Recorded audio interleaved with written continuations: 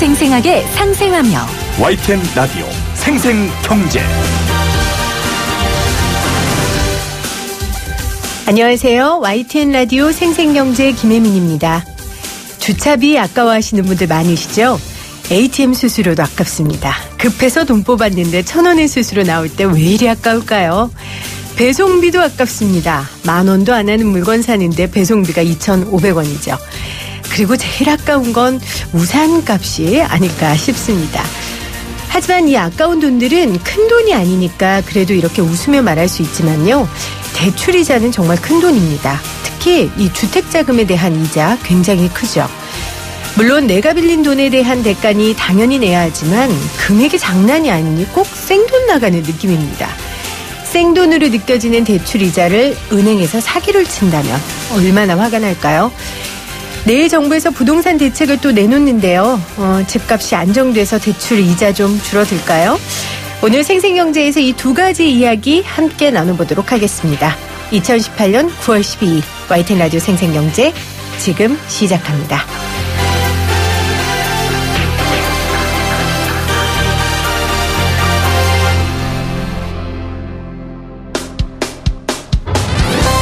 사람을 바꾸는 경제 이야기, 세상을 바꾸는 경제 뉴스.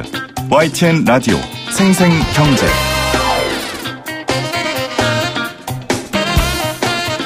오늘 가장 뜨거운 경제 뉴스를 제일 생생하게 전해드리는 시간입니다. 이해찬 민주당 원내대표 또 이재명 경기도지사 모두 공격력과 실천력을 다 가진 전사 스타일의 정치인들인데 이 두 사람이 작정하고 토지공개념을 다시 언급했습니다. 도대체 토지공개념이 뭐고 또 언제부터 나온 이야기일까요? 그리고 왜 이 시점에서 또 토지공개념을 꺼낸 걸까요? 박연미 경제평론가와 이야기 나눠보도록 하겠습니다. 안녕하세요. 안녕하세요. 자, 단어풀이부터 해볼까요? 토지공개념의 사전적 의미 어떻게 됩니까? 토지라는 게 말 그대로 공공의 것이다 이런 내용인데요.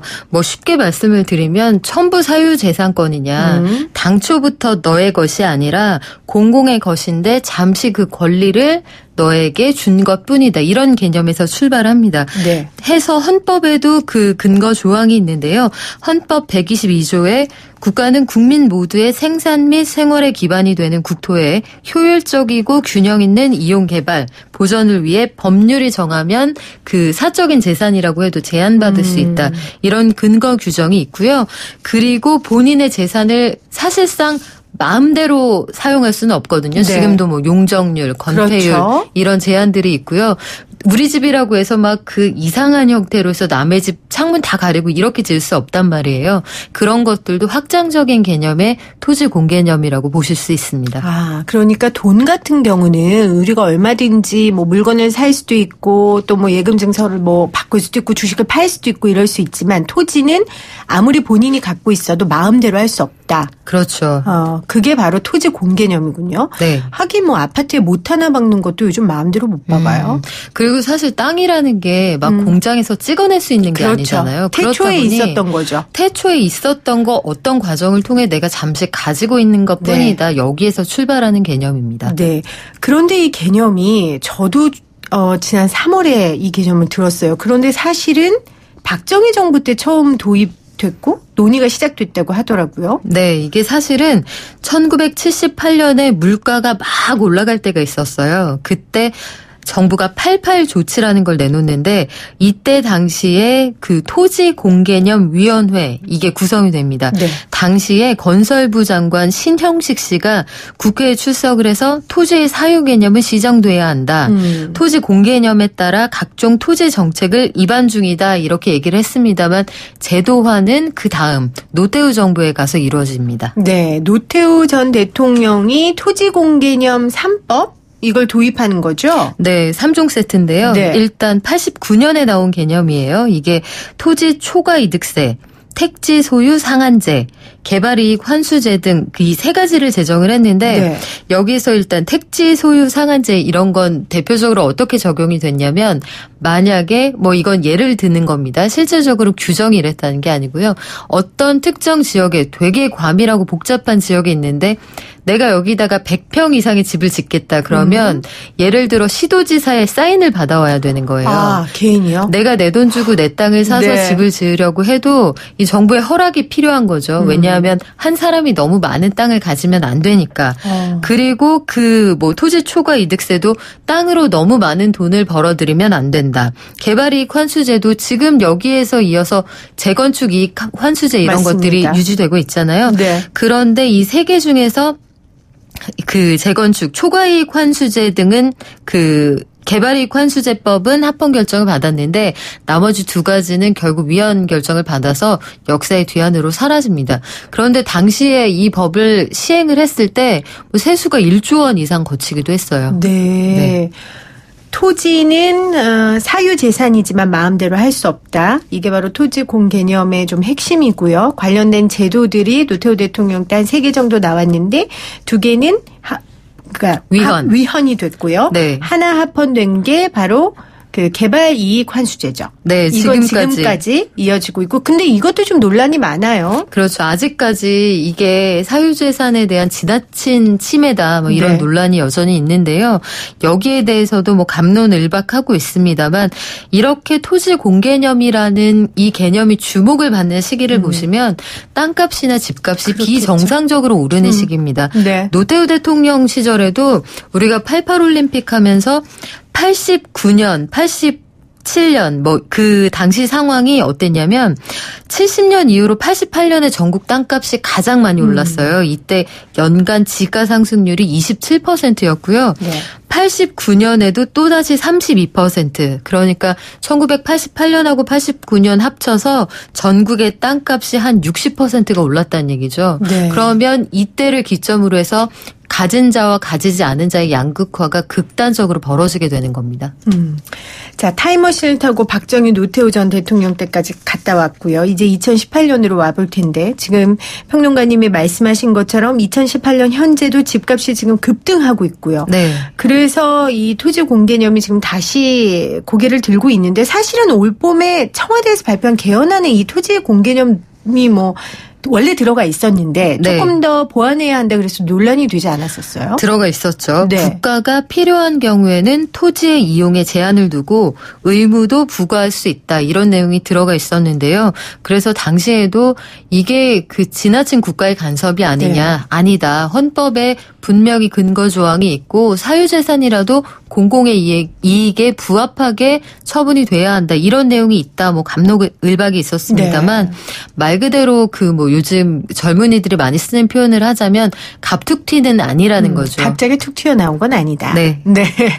자, 근데 갑툭튀는 아니라고 하셨는데, 이거 우리나라 말이죠? 네, 그렇죠. 갑툭튀. 갑자기 툭 튀어나온 네. 건 아닙니다. 아, 오늘 토지공개념을 공부하려고 그랬는데 갑툭튀도 배웠네요. 신조어까지. 네, 신조어까지. 역시 센스 있는 우리 박연미 경제평론가세요. 자, 그러다가 이제 개헌안에 조금 논란이 됐다 다시 조용해졌는데 이제 어제예요.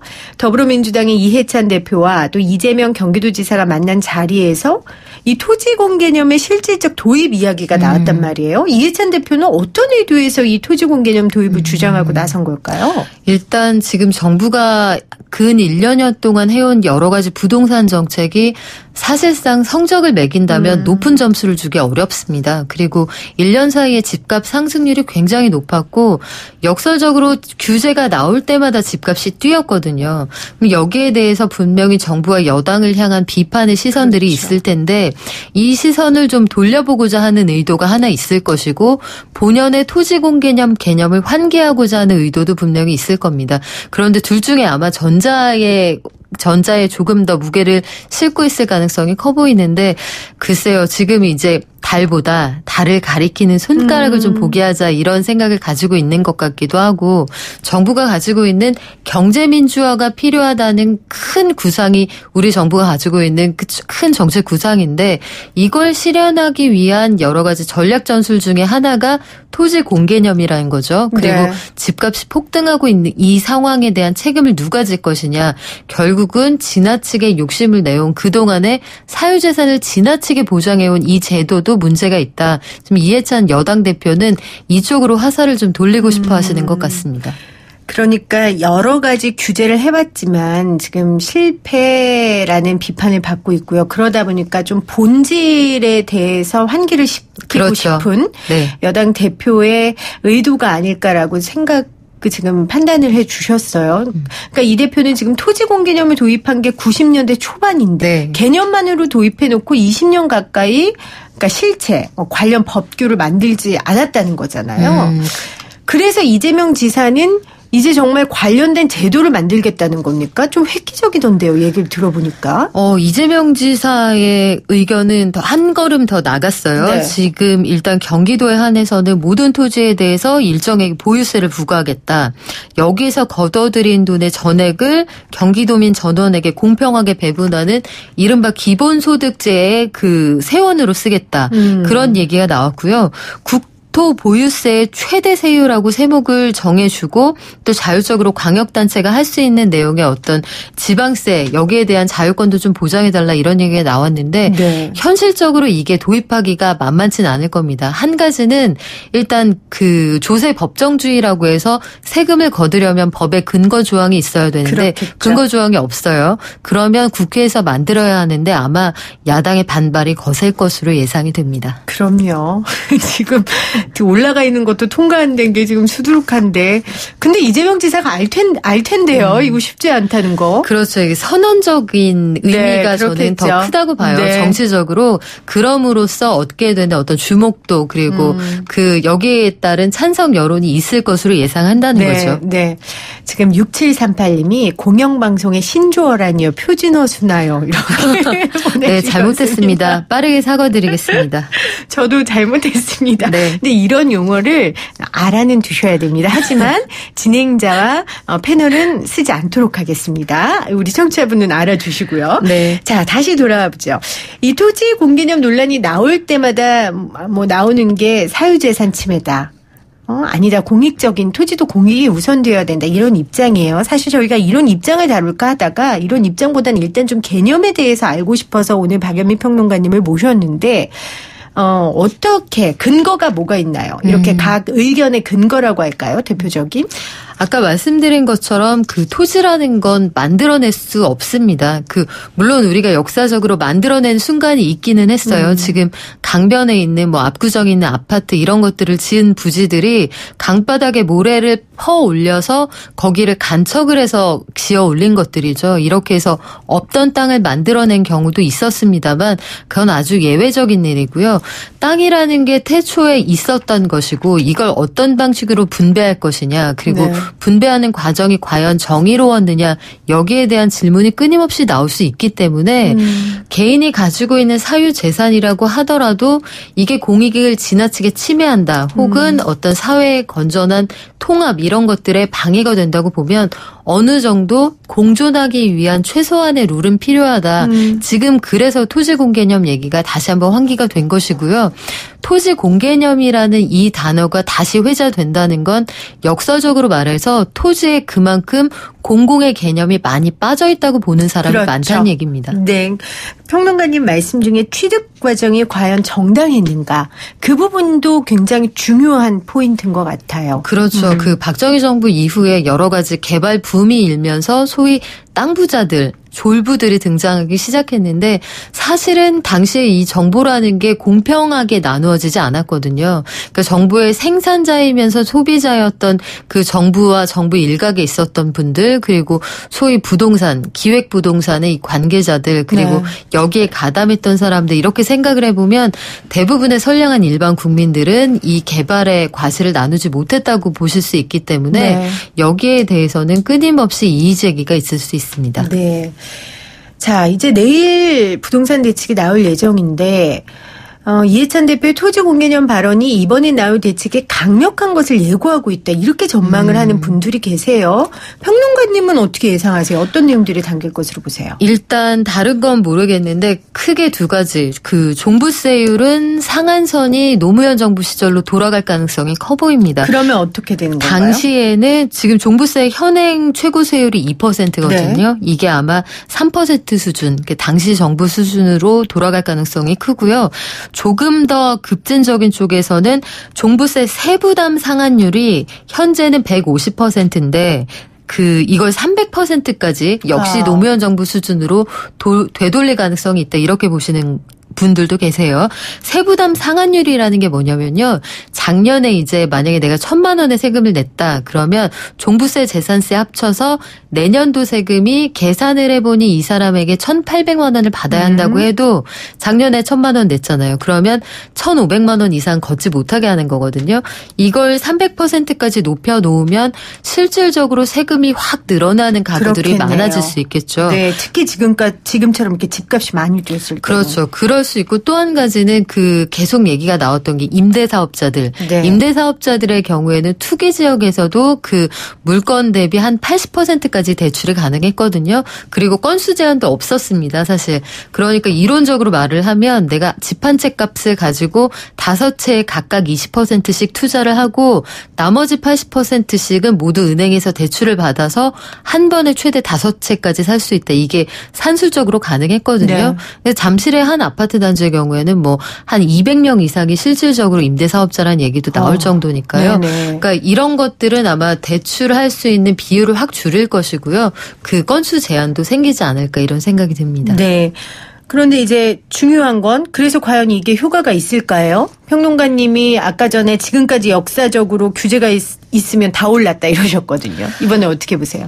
글쎄요. 지금 일단 임대사업자의 경우에 한정을 해서 얘기를 하면 올해 신규로 임대사업자 등록하신 분들이 8만 명이 넘었어요. 네. 이미. 그런데 그중에 3분의 1 정도는 기존의 집 말고 새로 집을 사서 임대사업자로 등록한 사람들이었다.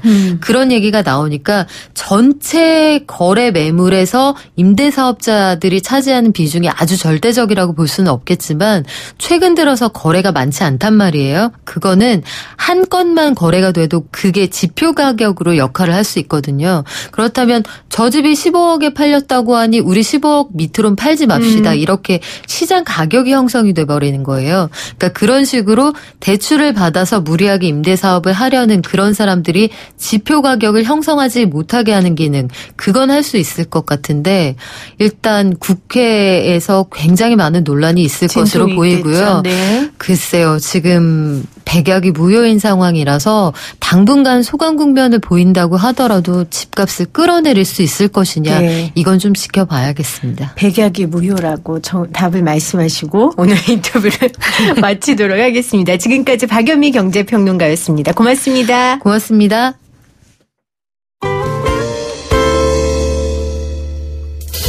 YTN 라디오 생생경제에서 여러분께 드리는 선물입니다. 청고마비의 계절을 맞이하여 여러분들의 마음의 양식을 쌓을 수 있는 다양한 책 선물들을 준비하였습니다.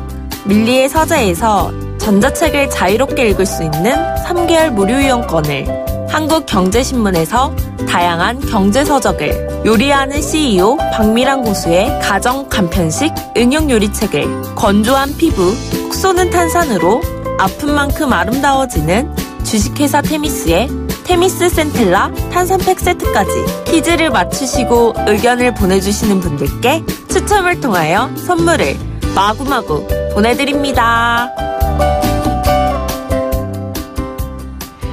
이 푸짐한 선물 받으실 수 있는 방법입니다. 지금부터 제가 내는 퀴즈 잘 들으시고요. 샵 0945 우물정 0945로 문자 보내주세요.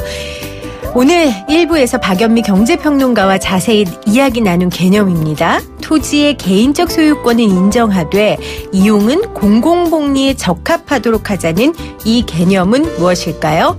1번 토지 공개념, 2번 토지 공시지가입니다.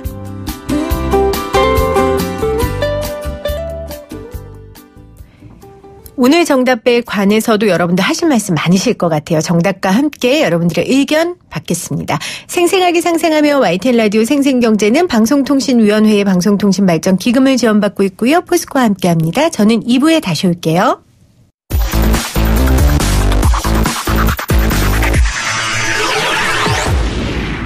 생생하게 상생하며 YTN 라디오 생생경제. 을이 웃어야 한국 경제가 살아난다. 으라차차 상생경제. 웃어야 한국 경제가 웃는다. 으라차차 상생경제. 오늘도 수요일 이 시간에 함께해 주실 두 분 모십니다. 민생경제연구소 안진걸 소장, 개그맨 정범균 씨, 어서 오세요. 반갑습니다. 안녕하십니까. 두 분은 은행에 자주 가세요? 이제는 자주는 안 가더라도 이제 핸드폰으로 아무래도 많이 하다 보니까 자주 가진 않죠. 그래도 자주 이용은 하죠. 대출이 많으세요? 그럼 질문 이렇게 드릴게요. 대출을 받아요?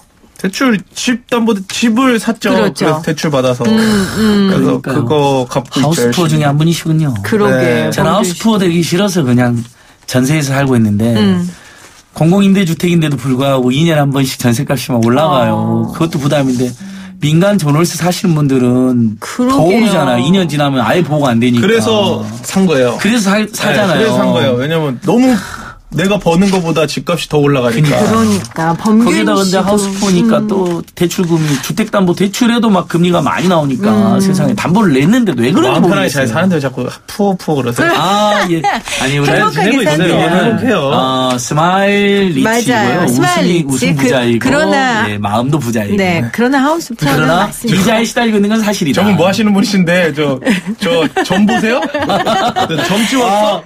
지금 왜 일주일 대본- 중에 최고로 많은 자료를 준비해 오신 의견입니다. 나는 대본을 저렇게 펴보시는 분 처음 봤어. 저 사진 좀 찍어봐요. 왜냐하면 그만큼 이 문제가 심각해요. 그래서 우리 오늘의 초대 손님이 이렇게 대본을 쫙 펴주시고 무슨 점괘 봐주듯이 네. 오셨는데 이분이 뭘 봐주실 거냐면 네 이자가 정말 맞을까?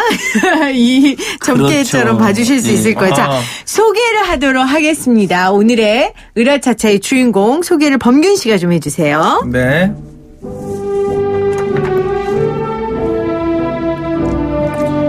예전에 어머니는 얼마 안 되는 돈이어도 집에 있으면 불안하다며 빨리 은행 가서 입금해야 한다고 다들 그러셨죠? 하지만 예금 이자는 눈꼽만치 주고 받는 이자는 몰래 더 받았던 은행의 숨은 민낯 알고 계십니까? 설마 은행이 했던 믿음을 송두리째 빼앗아간 은행의 배신. 그 배신의 끝까지 추적하고 있는 금융소비자들의 권리를 찾아 오늘도 달리는 분입니다. 금융정의연대 김득의 대표님 나오셨어요. 어서 오세요.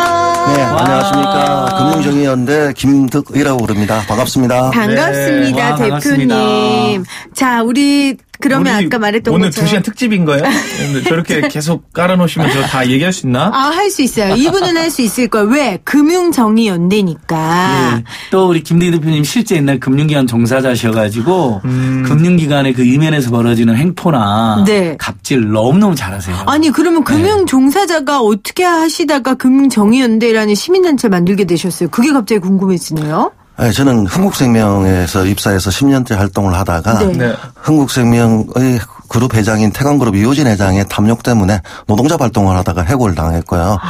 그다음에 흥국생명 다닐 때 저도 고금리 상품 같은 것들을 많이 고객들을 해지를 시켰어요.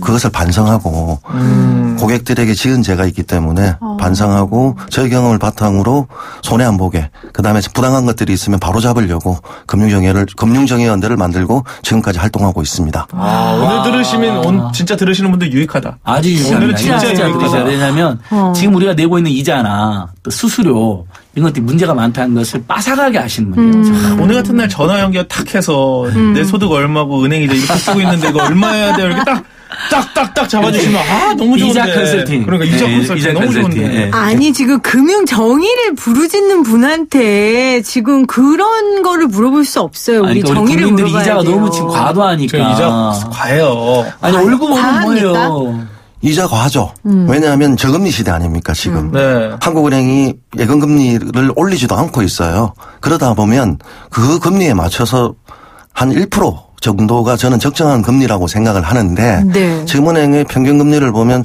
3, 4% 정도가 4% 넘어요. 되고 있고 평균 금리는 신용대출 같은 경우에는 8% 정도 되고 있거든요. 그래서 저희들이 보기에는 은행이 이자 장사한다 이렇게 보고 있는 거죠. 근데 저는 이런 의문을 한 번도 안 가져봤어요. 왜 이렇게 은행 금리가 높아? 은행이 이자를 마음대로 한다는 생각을 안 해봤거든요. 근데 대부분 저같이 생각하지 않아요. 왜 저같이 생각할까요? 대부분 그렇게 생각할 겁니다. 판사님이든 우리 나오셨던 개그맨이시든 박몽준 씨든 모두가 다 그렇게 생각하는 게 일단 금융에 대한 신뢰 첫 번째가 하나가 있고 두 번째가 금융이 슈퍼갑이다 보니까 대출을 연장 안 해주면 어떡하지.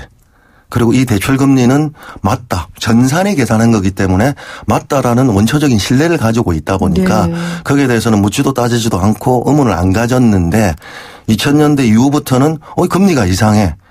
이게 뭐냐면 대표적인 게 고정금리에서 CD금리 담합 사건이 있었거든요.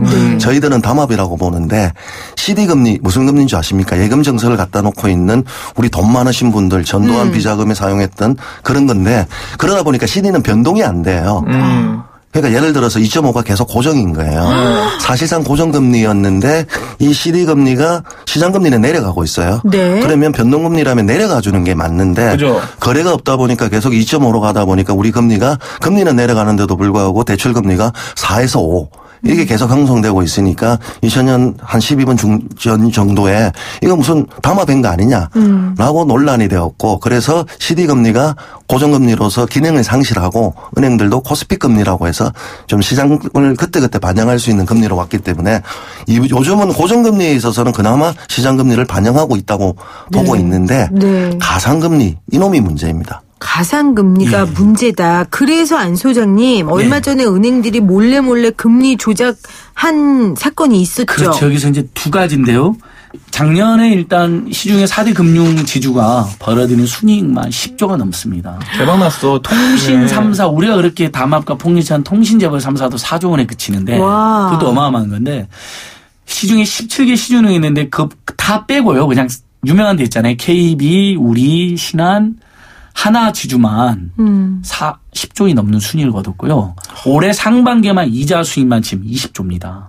너무너무 그러니까 온 국민이 지금 교육비 주고 무료비 통신비 이자 때문에 힘들고 또 월급 올라갔고 소득 주도형 성장하자고 그렇게 하는데 월급 받아봐 이자로 다 나가는 형국이에요. 이게 문제인데 자 방금 말씀하신 것처럼 가상금리 이전에 우리가 신용도가 올라가거나 월급이 올라가거나 자산이 있거나 담보가 있으면 금리를 떨어뜨려 주는 게 맞잖아요. 네. 근데 그걸 알면서도 금리를 안 떨어뜨려 주는 게 밝혀진 거죠. 금감원이 조사를 했어요. 조사를 하다 보니까 여러 가지 유형들이 밝혀진 거예요. 신용 프리미엄을 주기적으로 산정하지 않고 고정값을 적용한다든가 금리 인하 요구권에 따라 금리 인하를 요구했는데 그것들이 적용되지 않고 올린다든가 고객의 소득 정보를 과소 입력하여 부당하게 높은 이자 수익률 등등 이런 게 밝혀져서 금감원이 지급 명령을 내린 게 아니라 은행 보고 자체적으로 조사해서 전수조사해서 반환시켜라라고 했는데 그때 경남은행 이 12,000건에 25억 정도가 이제 저희들이 과하게 받아들였다 인정했고 KB은행이 약간 그다음에 시티은행 요 세 은행은 발표를 했어요. 그래서 8월 달에 은행에서 여론에서 난리가 난 거예요. 이자를 이렇게 많이 받았느냐라고 했는데 그 세 은행은 왜 발표했느냐. 그거는 누가 봐도 변명의 여지가 없는 거였어요. 예를 들어 내 소득이 1억인데 내 소득을 5천만 원을 입력을 한 거예요. 그러면 1억이면 내 대출금리가 더 낮을 건데 소득 정보를 과소 입력한 거죠. 아니 그거는 그게 경남은행이었습니다. 아니 그거는 정말 잘못한 거 아니에요? 일이잖아. 나쁜 일이잖아요. 범죄잖아요. 사기죠 사기. 진짜. 그러니까 그걸 직원들의 실수였다라고 포장을 하고 변명을 하고 지급은 했고요. 경남은행이나 이런 것들 그러니까 그 세 개는 빼도 박도 못한 거였기 때문에 처벌은 안 받았어요? 아직까지 처벌은 안 받았습니다. 했고요. 지금 이제 문제가 되고 있는 게 좀 전에 불러들었던 신용 프리미엄 이게 가산금리에서 작용하는 것들 중에서 하나의 요소인데 신용도에 따라서 달라질 수밖에 없는데 예를 들면 연체 이자율이에요. 미국발 금융위기가 났던 2008년도에 신용 프리미엄 주기는 안 좋을 거 아닙니까? 당연하죠. 왜요? 연체를 많이 했을 거니까. 그걸 고정값으로 계속 가지고 온 은행이 있어요. 어디입니까 도대체? 그거는 어디 은행이라고는 금감원이 밝힐 건데 금감원이 말을 못하고 있는 거예요. 그래서 지금 금감원이 조금 밀리기 시작을 하니까 은행들이 TF팀을 꾸려가지고 대형 높음가까지 해서 이건 경영상 판단이다. 뭐 이런 식으로 지금 대응을 하고 있고 소송도 불사하겠다. 지금 이러다 보니까 요 며칠간 지금 이게 이슈가 확 되었는데 신용 프리미엄이나 금리 인하 요구권 같은 경우에는 이게 금액이 큽니다. 왜냐하면 앞서 설명했던 경남은행 같은 경우에 내 소득 정보 과소 입력이라 하는 것들은 건수가 작은 걸 수 있고 해당 안 될 수도 있지만 신용 프리미엄은 고정적으로 전체에게 해당하는 것들이거든요. 전 대출자에게. 네. 만약 그 은행이 고정값으로 2008년도 거를 2016년까지 계속 변동 없이 가지고 왔다라고 하면 뭐 개인적으로 제가 단순 추정해도 1% 정도는 이자를 더 낼 수가 있는데 네. 우리 안 소장님이 안 소장님이 말씀하셨던 작년에 37조 이자 수익, 올해 상반기만 하더라도 19조 7천억이거든요. 이 이자 수익에 이게 차지하는 비율이 저는 0.1%가 된다고 보고 있는 거죠. 그만큼 은행들은 땅 짓고 헤엄치게 하면서 지금 그러네. 의자를 포대에 썰어 담고 있다. 이렇게 보시면 됩니다. 그래서 얼마 전에 금감원에서 조사 결과를 발표했어요. 고정금리 더하기 가상금리로 대출금리를 하는데 이 가상금리 산정이 방금 우리 김 대표 말씀드린 매우 불투명하고 네. 그러니까 이제 예를 들면 가상금리를 산정할 때 뭐 리스크 요인도 볼 거고 목표 이자율도 볼 거고 뭐 신용 프리미엄이라든지 뭐 담보 상황 이런 걸 종합해서 가상금리를 붙인다는데 근데 그것이 굉장히 불투명하고 공개를 제대로 안 하고 일종의 많이 붙여버리는 거죠. 그래서 예대 마진이 지금 그러니까 예금 금리하고 대출 금리 차이입니다. 우리 국민들 지금 청취자 다 이러실 거 우리가 예금 넣어놓으면 사실상 마이너스 금리. 물가에서 예금. 근데 우리가 대출 좀 하자 그러면 최소 4%에서 10% 안팎. 맞아요. 심지어는 신용카드라든지 캐피탈에 이런 데는 24%까지 막 받잖아요. 조금만 연체해도. 이자로 그러니까 지난달에 975원 들어왔더라고. 아, 그렇죠. 네, 들어오네. 저는 영혼이야. 꽤 있어요, 내가. 저는 이자가 왜 맨날 영혼인지 모르겠어요. 그리고 영혼인데 왜 찍어요, 도대체? 아예 찍질 말지 안 입게. 그 정도는 마이너스 있는데. 네. 자, 이 가상금리가 만약에 김대기 대표의 말씀처럼 이것을 부단히 높이 책정했으면 전 국민이 그러니까 제가 이자를 안 내겠다는 게 아니잖아요. 예를 들면 돈을 빌리고 당연히 내야 되는 거죠. 게 아니잖아요. 그렇죠. 저희가 학자금은 무이자로 해달라고 주장을 해요. NGO들도 일본에서 네. 학자금 무이자로 해주거든요. 근데 지금 현재 대한민국 학자금 이자율이 2.2%입니다. 많이 떨어져서. 근데 담보관 학자금도 2.2% 해주는데 담보가 있는 주택담보대출 이자만 해도 4% 안팎으로 비싸단 말이죠. 그리고 예대 마진 차이가 지금 사당 최대치로 벌어요. 2%나 됩니다. 평균 금감원이 밝힌 거예요. 그러니까 예금금리 조금 줘 대출금리 많이 받아버리는 수법을 해갖고 지금 현재 금융기관들만 사상 최대 실적을 노리고 있는 건데 이게 정당하냐는 거죠. 왜 금융기관은 자기들이 뭘 물건을 만들어서 자기들의 자본을 투자해서 우리한테 이익을 추구하는 게 아니잖아요. 네. 오로지 국민들의 예금으로 그걸 모아서 이자를 주겠다 해놓고 이자는 조금만 준 다음에 정말 생산했어야 될 중소기업, 중소상공인 또는 어쩔 수 없이 집을 사야 되는 뭐 우리 범김처럼 주택담보대출한 사람들, 서민가게 대출한 사람들 이자를 많이 받아갖고 떼돈을 벌고 있는 건데 이건 대단히 저는 부당하다고 보고 이건 반드시 시정돼야 된다. 이렇게 정말. 근데 지금 은행들은 TF를 꾸리고 뭐라고 하는 거 하니까 경영상 판단이다. 그러니까 이게는 경영상 자기들이 고정값을 반드시 바꿔야 되는 게 아니기 때문에 고정값을 줬다고 해서 금리를 조작한 게 아니라라고 지금 일부 변명을 하고 있거든요. 근데 그게 법적으로도 그렇게 이야기할 수 있는 거예요? 법적으로는 지금 소송을 안 했기 때문에 모르고 있는 거죠. 만약에 소송을 하면 행정소송을 또 지금 준비하고 있다고 하던데요. 행정소송은 아니고요. 네. 그러니까 행정소송을 하려고 하면 금감원이 지급명령을 내려야 돼요.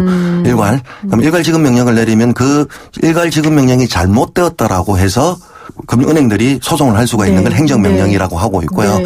삼성생명의 일괄명령을 거부하고 삼성생명이 지금 하고 있는 게 채무부존재 소송이거든요. 그 채무가 있다 없다. 라고 하는 민사소송인데 은행들이 돈 달라고 시급 들어오는 거에 대해서는 채무부존재 소송을 하겠다. 이 대응으로 봐주시면 되고요. 그런데 저는 소송까지 안 갈 것 같아요. 왜냐? 우리가 다 대출이자가 계산된지 잘못됐는지 모르고 있기 때문에 모르죠. 전 국민이 피해자임에도 불구하고 피해자가 없는 이런 상황이거든요, 지금. 자, 이거 최근 사례인데요. 은행이 이렇게 소송으로 준비하는 것들은 외환은행이 론스타 사건 아시죠? 그때 기업 대출 금리를 고객에게 통보 없이 그냥 인상시켜가지고 받았던 사건이 있어요. 근데 이게 대법원에서 무죄가 납니다. 대법원에서 무죄가 나는데 무죄 사유가 약관상 고객에게 개별적으로 통지하도록 규정하고 있는데 그러한 통지 절차를 전면적으로 배제하고 고객 몰래 가상금리를 올려 자동이체 방식으로 이자를 얻게 되면 컴퓨터 등 사기 사용죄 성립하는 것이 판례라고는 하면서 고객에게 기업 대출 받은 분들에게 구두로 이자를 올리는 것을 통보했다. 라고 하면서 대법원에서 무죄를 해줘요. 대법원에서요? 예. 그런데 더 재미있는 것은 이분들이 대부분 기업이에요. 네. 그러다 보니까 검찰 조사받을 때는 난 통보받지 못했다라고 이야기를 해요. 그런데 법정 증언을 할 때는 구두로는 통보를 받은 것 같은데요. 이러다 보니까 대법원에서 그렇게 바꿔주는 건데 농협은 어떻게 판결을 했느냐. 고객에게 통보하지 않은 것은 불법이다 해서 유죄로 나왔어요. 그런데 지금 외환은행 이 판례를 TF팀을 꾸려서 믿고 지금 소송을 하겠다. 이렇게 하고 있는 거죠. 금융감독원이 직무유기를 한 거죠. 농협 사건이 5년 전에 일어났어요. 5년 전에 제도 개선하고 가상금리 투명하게 만들겠다가 5년 전에 발표한 거예요. 네. 그런데 지금 재탕, 3탕으로 또다시 발표하고 있는 것들이거든요. 그럼 5년 동안 금융감독원이 여기에 대해서 명확하게 법적으로 처벌 건 거 만들었어야죠. 제가 화가 나는 거는 다른 게 아니라 은행이 도둑질을 했어요. 내 대출이자를 더 받았어요. 그런데 금감원이 도둑놈을 잡고 보니까 저 물건을 훔친 것은 처벌 조항이 없다. 지금 이렇게 하고 있는 판국이거든요. 그러면 5년 동안 왜 처벌 조항 안 만들었냐. 그 처벌 조항만 만들었으면 은행이 지금 이렇게 하겠습니까?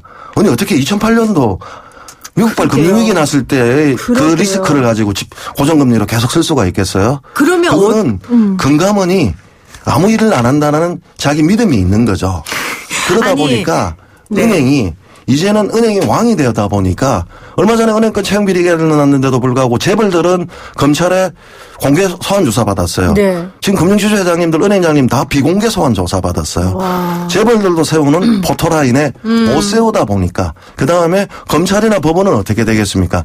변호사 하게 되면 나오게 되면 은행은 저희 미래의 고객이 되는 거예요. 왜? 은행이 가장 많은 소송을 가지고 있거든요. 그러니까 서로가 지금 은행의 눈치를 보게 되는 저는 심지어 어떤 말을 하냐면 이제 재벌 위에 금융지주 회장이 있다. 와. 이렇게까지 절망을 하고 있는데 바뀔 수 있는 것은 금감원이 이제 처벌할 수 있는 조항을 만들고 저는 일괄 명령 내려야 된다고 봐요. 네. 금감원이 지금 지난 8월에 발표해놓고 은행 보고 자체 조사하라고 했거든요. 네. 그 자체 조사하다 보니까 은행들이 지금 그 시간 벌어가지고 TF 만들어가지고 저항할 수 있는 논리 만든 거 아닙니까? 채용 비리 때도 밝혀놓고 처벌은 못했구나. 아니 처벌 못한 게 아니라 채용 비리가 국정감사에서 우리 은행이 밝혀지니까 은행 보고 자체 조사를 했거든요. 자체 조사하니까 단 한 건도 없다고 했어요. 그지. 그러니까 왜 자체 조사는 뭐하러 해? 폭탄을 돌리는 거죠. 금감원 입장에서는 자기들이 칼을 휘두르기가 뭐하니까. 왜 뭐해요? 그거 하라고 금감원이 있는 거 아니에요? 당연히 그렇죠. 감독권은 줬죠. 그런데 왜 물러 터졌는지 저도 모르겠습니다. 아니 그래서 금감원장이 누가 오는 거에 대해 우리가 그렇게 관심을 갖고 언론에서 난리를 쳤던 거 아닙니까? 예. 그래서 지금 금감원장이 뭐 여러 우여곡절 끝에 그래도 개혁성이 있는 분이 앉으셨는데 그런데도 이런단 말이에요. 그거 어떻게 해야 돼요 도대체? 그나마 좀 지금 현재 금감원장님은 좀 나으시죠. 그나마 소비자 중심으로 삼성생명 즉시연금 같은 경우는 일괄 명령을 내렸고 보험회사 단련권도 내렸는데 은행권도 이제는 조금 이 관료화가 된 거예요. 원장 하나만 바뀐다고 해서 되는 게 아니라 원장은 포위가 돼 있는 거죠. 암만 개혁적인 인사가 온다 하더라도 저 이거 소송하면 집니다. 소송하면 그렇습니다. 뭐 이렇다 보니까 그 칼을 빼는 데 있어서 먼짓한데 저는 그래서 부원장 같은데 우리 안진걸 소장님이 가셔가지고 아이고, 제대로 칼을 행사를 해야지. 아니면 김대기 대표님 같은 분들이 가시든지요. 2017년 8월에 금융노조가 은행 직원 3444명을 가지고 한국리서치를 해서 의뢰한 조사가 하나가 있어요. 은행 직원들에게 물었는데 고객의 이익보다 평가에 유리한 은행의 핵심 성과 지표인 KPI 실적 평가에 유리한 상품 판매를 한 적이 있냐 물으니까 87%가 있다고 했어요. 이 말씀은 뭐냐면 이 조사는 내가 내 평가에 유리하면 고객들에게는 불이익한 상품이라도 판다라고 해요. 저희들에게 민원을 들어주신 중에 하나가 어떤 분이 계시냐 하면 자기는 펀드인 줄 알고 들었는데 이 상품이 펀드가 아니고 선물이란다. 그 선물은 자기는 처음에 선물이라고 하기에 은행에서 이 상품 넣으면 선물 준다고 알고 들었는데 그런 설명조차도 안 한 거구나. 설명조차도 안 했죠. 그래서 쪽박을 찬 거죠. 이분은 원금이 거의 바닥이 나가지고 이제 우리를 찾아오셔가지고 하셨는데 어려운 용어들 고객에게 피해가는 용어들은 설명을 해줘야 되는데 설명을 안 하는 게 자기 이득을 위해서 하는 거거든요. 또 재미있는 통계가 있는데 자료가 있는데요. 대출 수익성 관리를 해서 대출이자를 더 받는 직원에게는 보상을 하고 승진을 시켜줘. 다고 합니다. 이게 제보받은 거고요. 또 한은행에서는 대출이자가 돈이 많이 되는 거는 평가를 1.5배 해주고 돈이 안 되는 수익성이 낮은 대출은 0.5 그러면 다들 어떻게 하겠습니까? 대출이자를 더 받는 걸로 1.5배 받기 위해서 직원들은 할 수밖에 없는 구조이거든요. 그렇죠. 그러니까 소장님도 대표님도 금융기관에서 일해보셨고 저도 직장인이지만 사실 회사에서 그런 평가 기준을 들이대면 거기서 자유로울 수 있는 사람 많지 않아요. 그렇죠.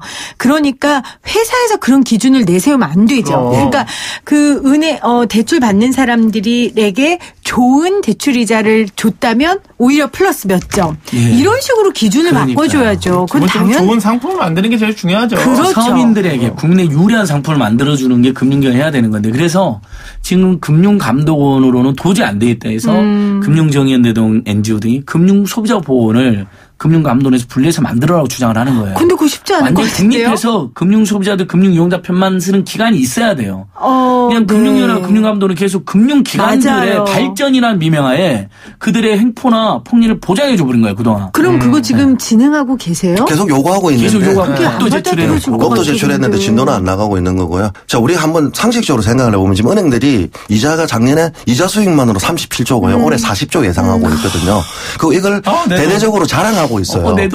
전부 여기 계신 분들 돈들이에요. 그 돈에서 대출 금리를 더 받을 수 있다. 근데 국민들은 내가 피해자임지도 모르고 있어요. 피해를 보는 줄도 모르고 있는 이 상황 얼마나 기가 막힙니까? 그러게요. 정말. 너무한다. 진짜. 그 얘기 들으니까. 그다음에 또 하나가 은행은 얼만큼 수익을 올려야 되죠? 저는 궁극적으로 묻고 싶은 게 그거예요. 옛날에 한때 삼성화재가 수익을 많이 올리지 않았어요. 내부적으로 자산을 떨었어요. 왜? 삼성화재가 돈을 많이 벌면 국민들이 지탄을 받으니까 지표 관리를 했어요. 그런데 요즘 은행들이 대놓고 자랑합니다. 지금 2조 클럽을 넘어서 은행들이요 3조 클럽으로 나간다고 그러고 있어요. 그러면 국민들 입장에서는 그건 예대마진 폭리를 당한 건데 그걸 대놓고 이야기하는 거고 언론이 은행권이 광고를 많이 하거든요. 보면요. 제일 광고 많이 하는 데가 이제 아파트 회사, 통신회사, 은행권 회사들이요. 크니까요, 그런 데가 주로 우리 국민들 보기엔 행포를 많이 당하는데요. 그러니까 언론에서 감시도 매우 약합니다. 아, 범균 씨 우리 너무 화난다. 그렇죠. 그러니까 우리 청취자들이 이걸 들으면서 이 분노를 우리가 해야 된다는 걸 좀 자각하셨으면 좋겠고요. 대표님 정말 마지막으로 지금 너무 뜯어고칠 게 많아가지고 이 질문이 너무 무모하고 미련한 질문 같지만 정말 한 가지 바꿀 수 있다면 아니면 법을 제정할 수 있다면 저희들이 지금까지 주장하고 있는 게 집단소송제. 집단소송제. 네. 그다음에 징벌적 손해배상 제도를 이야기를 하고 있어요. 네. 집단소송제라는 건 뭐냐 하면 혼자 제가 소송을 해서 이 결과를 전체에게 적용하는 거죠. 너무 좋네요. 이게 집단소송이거든요. 그런데 저희들 금융단체에서 이 피해자들 모으기가 바빠요. 그럼요. 피해자 모아서 소송을 하려면 언론 이슈에서 멀어져 있어요. 이런 거였고 그러다 보니까 징벌적 손해배상 제도는 뭐냐 하면 은행이 만약에 잘못했을 때 그 잘못한 금액은 100억이에요. 근데 징벌적으로 1000억을 때리는 거죠. 1000억을 해서 피해본 사람들에게 다 나눠줘라. 이게 이제 징벌적 손해배상 제도라고 하는데 이 두 개가 세트로 움직여야 되는데 저는 하나를 고른다고 하면 집단소송제를 먼저 고르겠습니다. 왜냐하면 은행이나 자기 마음대로 하는 이유가 소송을 안 갈 거야. 가더라도 우리가 이길 거야. 로펌이 있으니까. 이렇게 세상하고 지면 저 사람만 주면 돼. 이 세 가지를 생각하니까 은행의 행포가 건절되지 않고 있다고 보고 있거든요. 그런데 저나 안진걸 소장님이나 이런 분들이 피해본 사람들이 한 3명이 집단소송을 해서 이겼을 때 100억의 피해를 봤는데 고객들이 1000억을 주라고 만약에 나온다면 금융기관들이 앞으로 이렇게 할 수 있을까요? 저는 이게 예방 이익이 크다고 보고 있거든요. 왜냐하면 유럽은 미국은 은행이 거덜납니다. 집단소송 나면 망할 수도 있기 때문에 그렇겠네요. 철저하게 규정대로 그렇네요. 그리고 고지 잘하고 있는 것들인데 우리는 호구죠. 그냥 오시면 호구가 되다 보니까 은행을 믿고 그냥 맡기다 보니까 이게 묻지도 따지지도 않다 보니까 은행 고객을 고객으로 생각하지 않고 고객님으로 생각하고 금융회사들이 자기 마음대로 하고 있다. 이렇게 보고 있습니다. 오늘 의리 웃어야 한국 경제가 웃는다 으라차차 상생경제 그만턴 이자는 누가 다 먹었을까 은행을 고발한다라는 제목으로 민생경제연구소 안진걸 소장 개그맨 정범균 씨 그리고 금융정의연대 김득희 대표와 함께했습니다. 고맙습니다. 감사합니다. 5151님, 농협담보대출 받아 이자만 내고 있어요. 금년 4월 4.3%에서 4.34% 내고 있는데 이게 맞나요? 하셨는데요. 은행에 꼭 알아보세요. 그리고 금리 인하 요구권이라는 거 꼭 행사하시기를 바라고요. 또 4575님, 토지공개념 경제에 대해 무지했는데 덕분에 하나하나 배워갑니다. 감사합니다. 이렇게 보내주셨습니다. 오늘도 함께해 주신 여러분 감사드리고요. 저는 내일 3시 10분에 다시 오도록 하겠습니다.